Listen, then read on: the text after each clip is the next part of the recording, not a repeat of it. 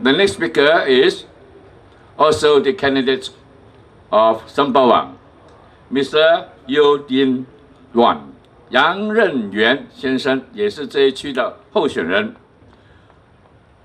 他拥有大学文凭，大学的商业文凭。他目前呢是从事产业的工作。Mr. Yu, holding a Bachelor of Commerce, now he's a real estate industry. Is going to put up his opinion and suggestions on the national policies under the PAP government. Please welcome Mr. Yu.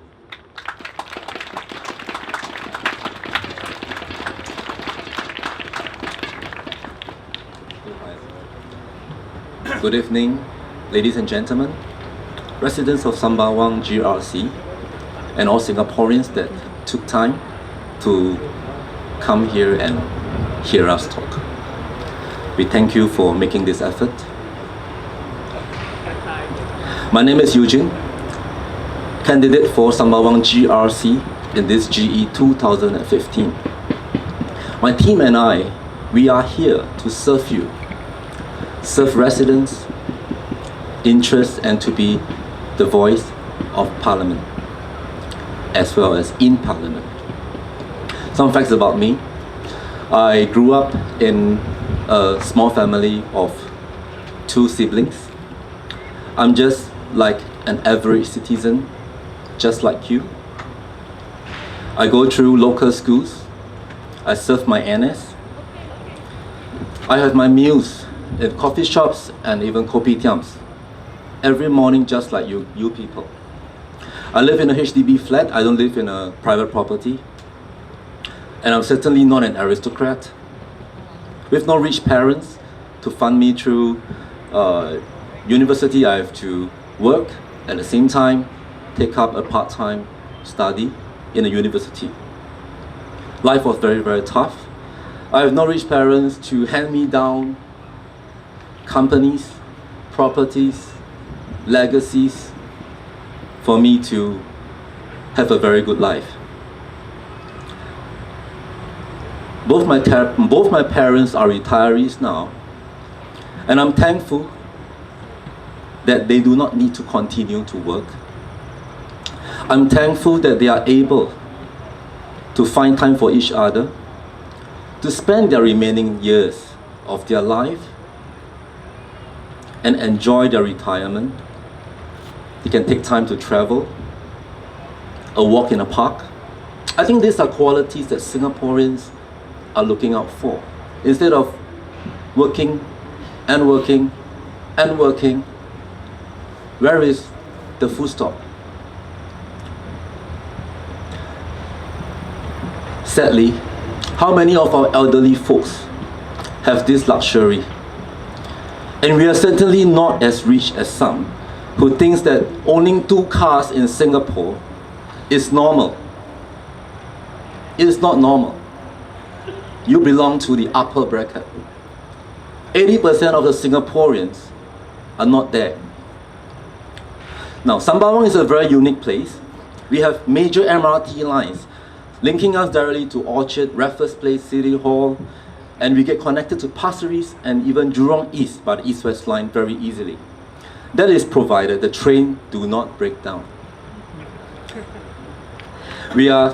Thank you. We are very near to the Woodlands Custom. Over the weekend, do spend some time inside with a family. I think they have good food, cheap one as well. And we have 2 main expressways linking Sembawang to the rest of Singapore, namely CTE as well as SLE. We have the second highest number of Malay residents in Sembawang, and the median age group in Sembawang GRC is between 30 years old to 48 years old. In short, majority of residents are young couples in this age group, with kids maybe plus minus 10 years old, 12 years old. That is why NSP has fronted 3 young adult faces in this lineup, all below 40 years old, to contest in Sembawang GRC. alongside with 2 veterans representing each ethnic race, allowing us to cater to the needs of the Malay and Indian community, as well as the Chinese community. So we believe that we are a very balanced team comprising of different races, different age group, and we do add a motherly touch by having our youngest candidate, Miss Catherine Lim, contesting in this GE with us. At 26 years old, we have her standing up for you and with you. For residents who have not met her yet, up close and personal, rest assured we will get to see her one day.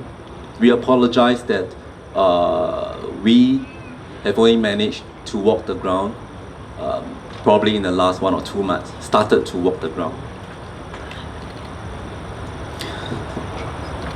At the tender age of 26, she chose to stand up for Singaporeans amid all the online criticism directed at her. And despite that, she persevered. Bite the bullet, no complaints from her, and push on because of only one belief that she had and we had. And that is to speak up for Singaporeans. Like you. Like you and like you. All Singaporeans alike. So to the residents of Sembawang, please do get to know her better, for we know she still has a lot to contribute to our society.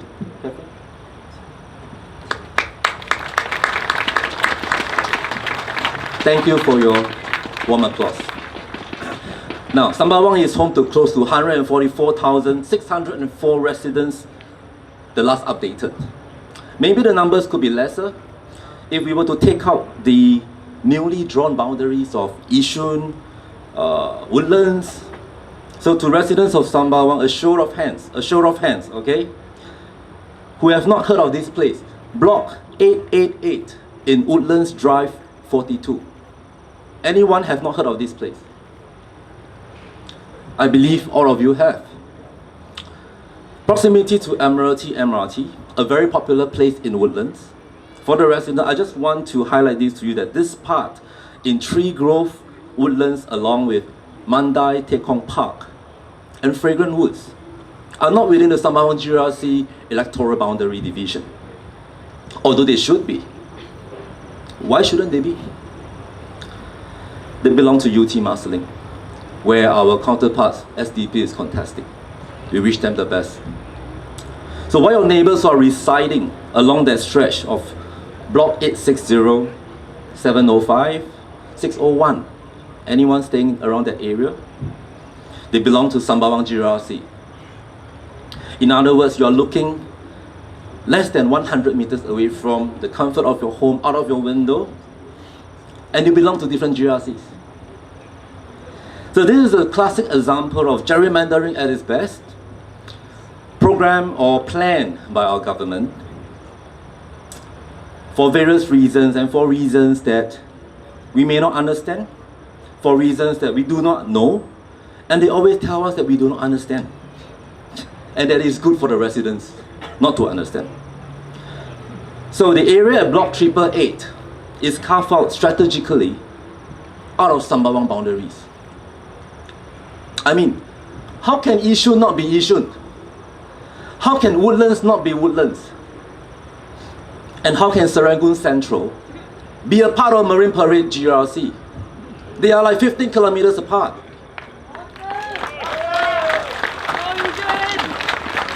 To me, I feel that this is absurd.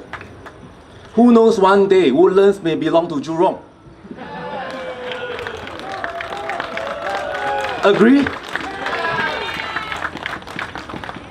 It creates confusion for the residents, and the residents sometimes do not know where they belong to. Sometimes they belong to Nee Soon GRC, and sometimes Sembawang GRC. So in this case, how do we have accountability here? My MPs keep changing. Who do I look for? I have a problem right now. I contact Nee Soon Town Council for help. They say, sorry, it's not under us. Diverted me to Sembawang Town Council, only to hear that, oops, it's not under us too. Diverted me all over the world. Spent a lot of my time waiting on the phone to the answering machine that they have specially created for people like us to frustrate us, so we will hang up the phone and not ask any more questions. And I'm trying to find the right person to speak to. Is it so difficult?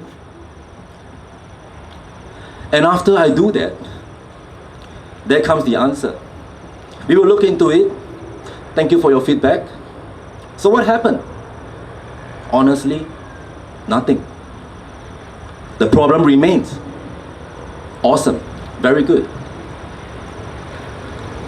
However, we in NSP wish to say this to every single resident in Sembawang GRC, whether you are in Yishun or Woodlands, or even Canberra, Admiralty, as long as you fall within our boundaries, NSP would like to assure you here two things: that you will definitely be taken care of, and you can be 100% assured that we do not only appear during an election. We have been conducting our outreach diligently and walking the grounds in Tampines and McPherson for the past 10 years. We are here to stay. We remain committed to serving residents of Sembawang, Singaporeans, to the best of our abilities. That is, if we are given a chance to serve you and to represent you in Parliament. Please vote for us.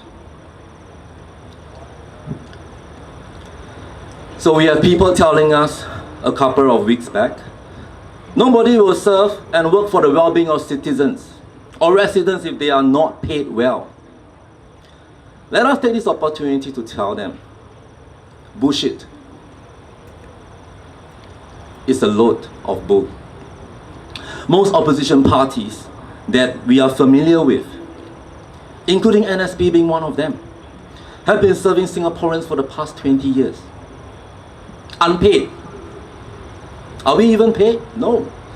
All volunteers taking time, spending our time away from our families. For what? For people of Singapore. For the citizens. For people like me and you. For the welfare of all Singaporeans alike. I do not even want to start mentioning a certain individual who holds 64 positions in the private sector despite being an MP. So is the job of a minister supposed to be a part-time job or a full-time job? That is my question. It should be a full-time job. Any objections? They tell us that they remain here and they work for us, with you, for their actions often do not reflect that statement that they have made. And as far as I'm concerned, it's no wonder that residents were heard mentioning to me while we were doing our walkabout, staying here for so many years. The only time I see my minister is when I see him on national TV, National Day Parade. They say hi to me, or rather to the TV. Or I can go to Meet the People session. That is the only time where I can see my minister.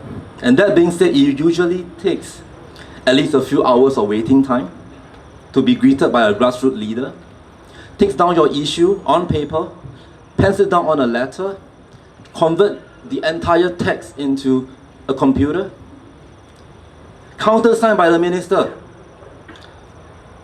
The minister comes, drop by, say hi to you, have a good handshake with you, and say thank you for your time. Your issue remains unsolved. So if the PAP is truly committed to serve you, residents of Sembawang and Singaporeans, why are there always a long queue? Why must we wait 100, 200 numbers before it reaches us? The answer is very simple. The problem remains unsolved. It existed since day one, and it lasted till now. I'm not sure how many 5 years do we have left. Need to pass us by before something is done to help the residents. So as you have already knew, let me sidetrack a bit. My team and I from NSP has started to walk in Sembawang GRC like 1.5 months ago. probably 2. And we are very thrilled with this place. We are happy to be here. We are happy to meet all the residents, greeting us and telling us, do your best. The residents have been fantastic over here. Are you fantastic? Don't sound so fantastic. But I know you're fantastic, and please, you should know that you're fantastic too. We have received a lot of feedbacks during this short period, so please keep the feedbacks coming. Met a couple of people, give us so much feedbacks, help us to gather and learn about Sembawang more, and more importantly, let us try to solve the issues together, as a team, So I've been asked this question many times during our walkabout. Perhaps residents have highlighted some issues for the longest time. I heard that Sembawang do not have a market. Is that true? Is there a market in Sembawang? A big market, wet market? Is there?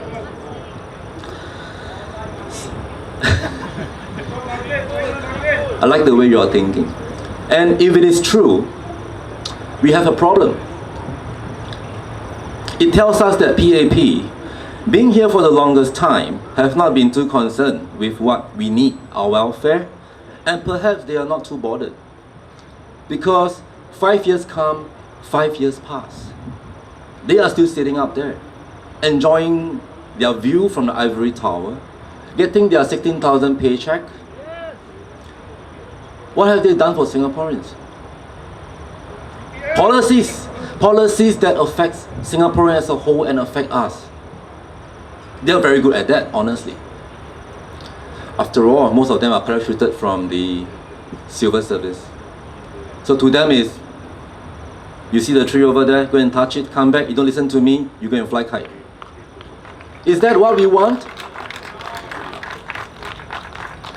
So without a market, how can residents be travelling to Bishan or even Ang Mo Kio for a plate of char kway teow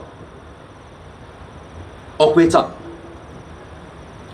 Nor can they go there to do groceries and fresh food marketing. Because not everybody drives a car and not everybody owns one. So the question is, has there any action been taken all this while?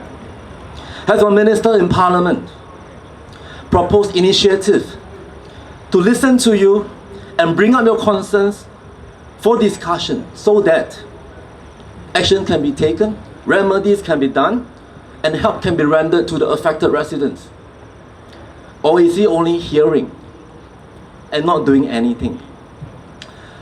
Allow me to explain a little bit on this. A lot of people think that hearing and listening is the same thing. You are half right, you're almost there. Hearing and listening is almost the same, but a little bit different.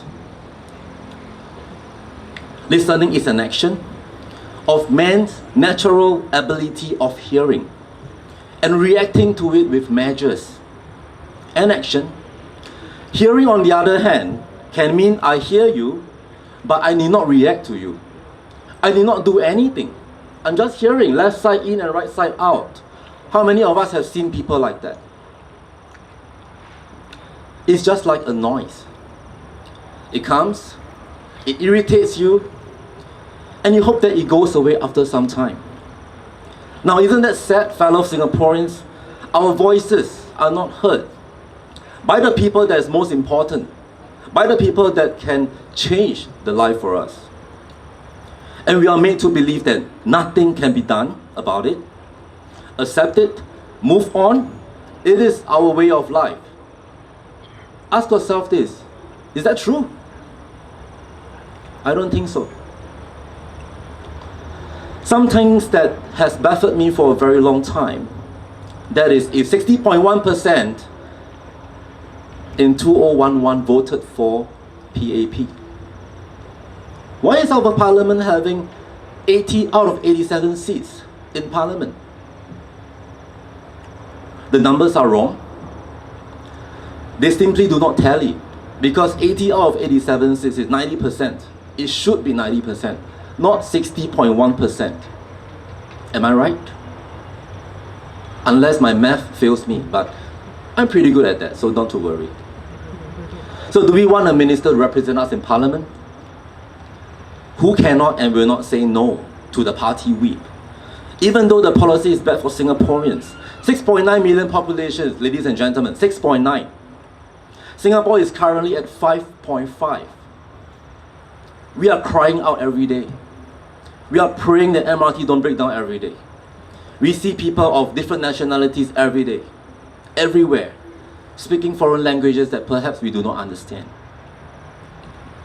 This 6.9 million white paper policy, population policy, is just passed through the bill in Parliament, almost like the speed of a high-speed rail that we are going to build in the near future. The only people that say no to this population policy because they realize and they understand and they see and they know that this is wrong.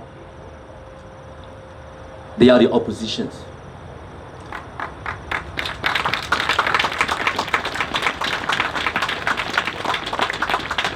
There have been many complaints of our Workers' Party not doing a good job. Honestly, I think they are. If NSP has the opportunity to go up as well, I can assure you that we can do as good job as them, and we can be even better. Because we have the heart, we have the commitment to serve the residents. We walk the ground ourselves, not depend on grassroots people to go and talk to the people and then after that revert back to the minister. They don't hear you, honestly.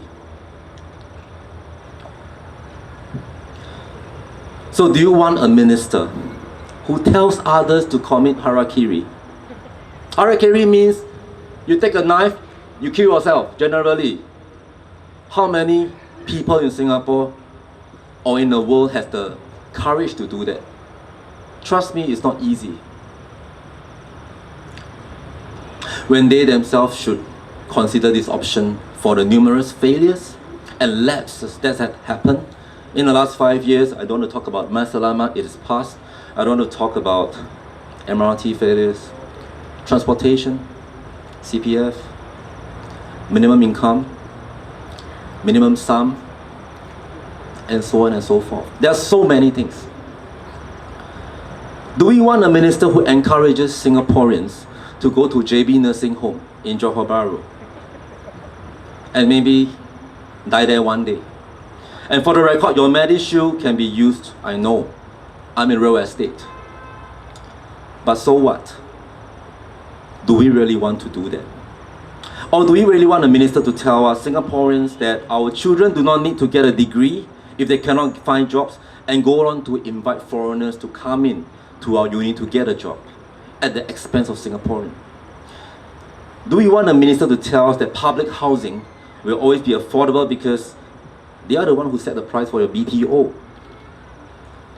Remember this, ladies and gentlemen, fellow Singaporeans, the definition of affordability of someone there and people like us is totally different. It varies. Your affordability may not be mine. Your Kate Spade bag that you buy may be expensive to me. The BMW that I have, maybe, hopefully, in the near future, may not be cheap to you as well. Just taking an example. So do we want ministers to tell us to repent, fires come, fire pass? Honestly, what has happened? Nothing. We are still, Aljunied is still Aljunied. They are still standing strong. The residents are still going on with their life. A show of hands, how many of you have dreams in Singapore? When we were young, how many Singaporeans who was born in the 70s and in the 80s were asked of this question on the first day of school? What is your dream? Or in Chinese, 你的梦想是什么？当然，这个不是中国好声音。This is GE2015, NSP's first rally in Sembawang GRC. We are talking very, very seriously right here. Can you tell them very serious? Why? Because it concerns us. It concerns me. It concerns future generation to come. And our kids as well. I remember that most of my peers and friends dreams to be a lawyer, a doctor, engineer, rocket scientist, And as we grow up today, realizing that, of course, not everyone can fulfill that. But it's not important. Importantly is, we have dreams. Or at least we used to have. How about the younger generation now? What dreams do they have? Play with iPhone? Samsung? Play with an iPad? Go to tuition? Study hard? Get a degree? Go to have a good job? Promoted to the highest position perhaps? And after that you receive the golden handshake telling you that we no longer need you because we have someone out there that can displace you with only 1/3 of your salary. Then what happens to this group of people? Maybe taxi drivers. If they're really good, they can be self-employed. If they have some savings, they can do some investment. So how about the younger generation right now? So with that, NSP believe a few things, okay? We will not allow our dreams for a better Singapore to fade away and be taken away from us. We will not allow our aged parents and elderlies to be collecting cardboards and empty cans, only to be told that they are doing this just because they're exercising or because they treat it as a hobby. We will not allow foreign talents to come into Singapore, take our job and livelihood from us, only to be told that bringing them in will be for your own good. Is that really true? Come on guys, you can do better than this. Is it really true or not? We will not allow our public housing meant for Singaporeans to be affordable, to be unaffordable, and be misled into thinking that earning 1,000 or less a month can buy you a flat. Can you? Probably I can, with the different subsidies, but the subsidies don't come easy. You don't fall into that group, you're screwed. Even if you really can, your house don't need to pay for SP services bill. Your house don't need to buy groceries to feed your people, feed your family. So that's so difficult for us right now. We will not allow healthcare in Singapore to be profit-driven. Sometimes we call it healthcare tourism, and cause all Singaporeans to have this feeling that we can only die but we cannot ever be sick. We will not allow ministers to tell us that locking up our CPF, not returning us in full when we reach the maturity age of age 55 is for our own good. It is our money to begin with. Come on. We are perfectly capable people and financially literate to manage our own money.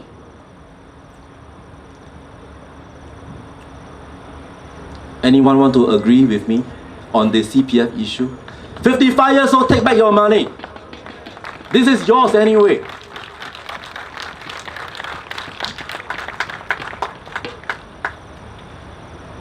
Running out of time, but let me finish. We will not allow ministers to tell us that increasing the GST is for your own good. In fact, NSP issued a press statement asking the Finance Minister, Tharman, can you assure Singaporeans that the next 5 years there will be no increase of the GST to 9% or maybe even 10%? Today, we have received a response. He said, definitely, we will not increase. Why? GE is here. They want your vote. What happens after that? How many times have we seen such cases? So we will not allow our transportation core infrastructure to fail, only to have incompetent ministers telling us that this is our fault because we go up the train system together. That's why the train system must fail. And then she scratched her head and wondered, why are Singaporeans so unhappy? Try taking MRT with me. Peak hour, Jurong East Station, Woodlands Station, Yishun Station, Tampines Station, and you will understand what I mean. We will not allow a 6.9 million population white paper to be implemented faster than a bullet train in the name of GDP growth without considering the repercussions and consequences that may affect Singaporeans and our way of life. We will not allow our children to believe that a degree will do them no good. And if they cannot find a job, what's the degree for? We will not allow them to tell us that JB is a better place to retire. Go to an old folks home. It's cheaper, you can use MediSave, and sometimes you can look at Singapore over the Straits of Malacca from your comfort of a JB home. We will not allow them to tell Singaporeans to leave Singapore if you are not happy. Somebody said that if you're not happy, get out of Singapore. Ladies and gentlemen, dear fellow Singaporeans and residents of Sembawang, is this the Singapore we want for our next generation? So in closing, I would like to urge Singaporeans and residents of Sembawang GRC to think again. What exactly are you voting for? We need ministers who are able to walk the ground, connect with the people, listen to your people's concern, not just hear, left in and right out, but listen. And you must be capable of bringing this up in Parliament. Be the voice of residents. They have voted for you. Don't let them down.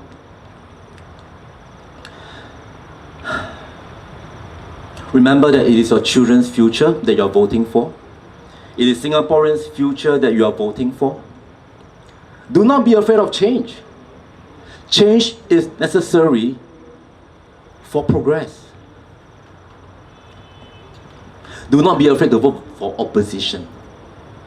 The old folks will tell you, better not, you get into trouble, rubbish. Do not be afraid to speak up to the ruling party that we, Singaporeans, we really have had enough. So fellow Singaporeans, we did not come here to fear the future or to fear the change. Neither did we come here to make up for the numbers in Parliament. We are here to create a future for our children and for our youth, our young adults, and we are here to shape it the right way that benefits all Singaporeans, so that it becomes a Singapore that belongs to all true blue Singaporeans, where all Singaporeans can proudly call this place our home. And as we still believe we can make it, although it's difficult. And as we still believe that we can replace or fine-tune some bad policies with better ones that will benefit Singaporeans as a whole. And as we still believe that together we can do many great things if we put our heart together. So let's make that happen. Let's create history. Vote for opposition. Vote for NSP. Singaporeans deserve better. Vote us into Parliament. Let us be your voice in Parliament for once. I would love to ask Mr. Carl on some policies on real estate, since I'm good at that. I would love to work towards a better future for all Singaporeans. So you guys have been amazing tonight. I thank you for your support. Thank you.